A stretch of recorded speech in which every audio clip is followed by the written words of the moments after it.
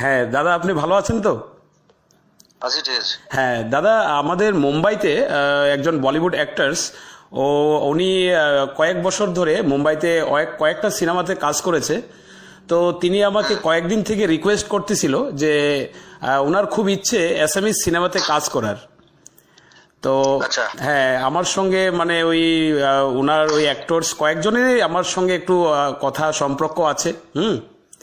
তো আমাকে রিকোয়েস্ট করতেছিল যে তুমি তো আসামে থাকো, তোমার কি কারো সঙ্গে পরিচিত আছে?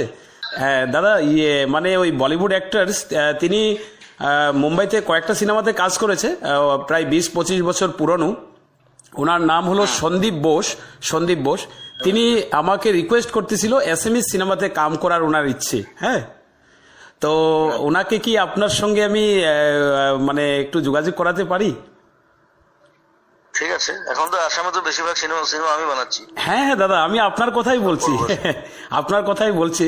ঠিক আছে, আমাকে যোগাযোগ করিয়ে দেবেন, আমি কথা বলে নেবো ওর সাথে। আচ্ছা, মানে তাহলে আপনার নাম্বারটা আমি ওনাকে সেন্ড করে দেবো দাদা, তাহলে। হ্যাঁ দাদা, আমি ওনাকে তাহলে আপনার নাম্বারটা সেন্ড করে দেবো দাদা। হ্যাঁ হ্যাঁ, ঠিক হ্যাঁ, আছে। ধন্যবাদ দাদা। আমার নমস্কার গ্রহণ করছেন তো দাদা? নিশ্চয়।